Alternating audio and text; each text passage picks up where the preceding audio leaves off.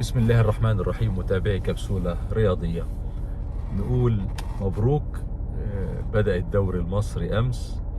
اليوم هنتكلم عن مباراة الأهلي والمصري.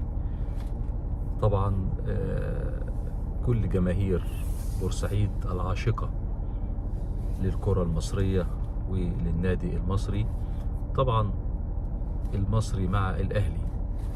الكل طبعا حاسس ان الاهلي بعد خسارته لمباراة السوبر الافريقي، وطبعا زي ما احنا متعودين الاهلي عايز يرجع وعايز يبدأ بداية قوية في الدوري العام، وعايز طبعا يصالح جماهيره بخسارة البطولة، فانه طبعا اليوم يقدم مباراة كبيرة وقوية، وان هو طبعا يكسب، والدوري ده على طول بتاعنا.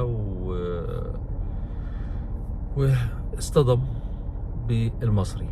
المصري طبعا في الثوب الجديد مع علي ماهر، لعيبة كتير جدا جدا، صفقات كبيرة. طبعا مش مهم الأسماء، مش مهم مين اللي جه، المهم التجانس، المهم ان يكون في مدرب كبير يبقى له بصمة على اللعيبة. كل المحللين وكل النقاد بيقعدوا يقول لك هيلعب ب 4-3-3، 4-2-3-1، 4-1-4-1. الأهلي لازم تهاجمه علشان ما تدلوش فرصة يمتلك الكرة ويبقى تعمل عنصر المفاجأة. وفي ناس يقول لك لا، التحفظ الدفاعي الأول مع الأهلي، ولازم تلعب بدفاع مقفول وتلعب على الكونتر أتاك أو الهجمة المرتدة. الكلام ده كله كلام مرسل. الوحيد اللي بيقدر يحط التكتيك ويحط الخطة ويحط طريقة اللعب هو المدير الفني. أهم حاجة هو اختيار العناصر. طبعا فترة إعداد وبداية موسم بيكون اللاعب لسه ما وصلش للتركيز الذهني 100%، للمعدلات البدنية 100%.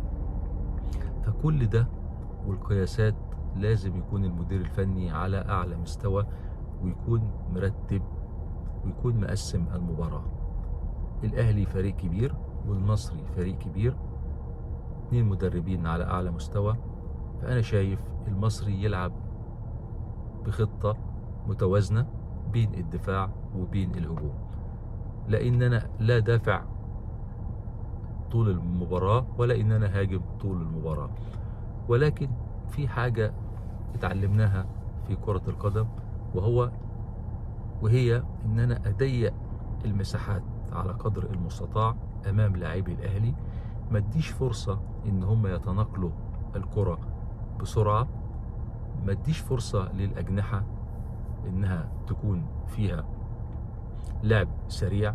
سواء عندنا طبعا الشحات لاعب كبير جدا، عندي علي معلول في الناحية اليسار، اكيد في اليمين عندهم بيرسيتاو لو هيلعب مع محمد هاني. فكل ده المفروض ان علي ماهر يكون عامل حسابه في الخطة الموضوعة، وان هو يلعب بخطة متوازنة، خطة متوازنة. احط مش كل املي ان انا اتعادل مع الاهلي، مش كل املي ان انا اطلع بنتيجة اخسر 1-0. لا، انا بلعب مع الاهلي او مع الزمالك او مع اي فريق في الدوري، لازم يكون ليا استراتيجية، لازم يكون ليا فكر، لازم يكون ليا تكتيك معين، رسالة بوصلها للعيبة. 11 لاعب اللي بيبذل مجهود واللي مركز هو اللي بيكسب المباراة.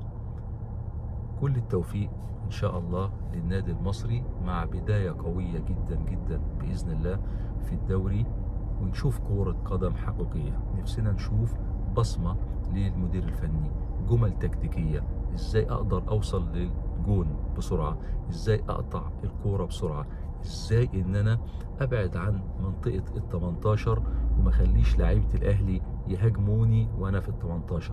احاول ان انا اقرب، اقدم الدفاع على قد ما اقدر لقدام، بحيث ان الهجمات ما تبقاش قوية وسريعة. كل التوفيق لبورسعيد وجماهير بورسعيد، وإن شاء الله بإذن الله يكون النصر والفوز من نصيب النادي المصري. متابعي كبسولة رياضية، شكرا والسلام عليكم ورحمة الله وبركاته.